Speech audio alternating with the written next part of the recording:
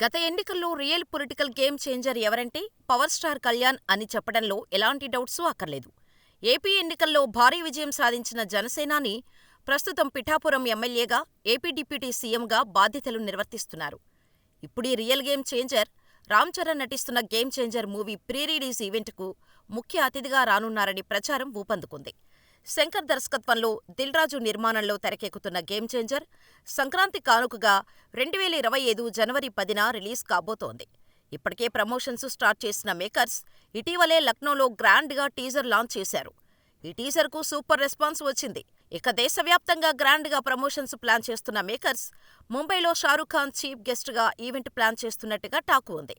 ఇక తెలుగులో జరగనున్న ప్రీ రిలీజ్ ఈవెంట్కు పవర్ స్టార్ పవన్ కళ్యాణ్ ముఖ్య అతిథిగా హాజరయ్యే అవకాశాలు ఉన్నాయని తెలుస్తోంది. అలాగే ఈ ప్రీ రిలీజ్ వేడుకను ఏపీలోనే భారీ ఎత్తున ప్లాన్ చేస్తున్నట్టుగా సమాచారం. సినిమా రిలీజ్కు వారం 10 రోజుల ముందు ఈ ఈవెంట్ జరిగే ఛాన్స్ ఉంది.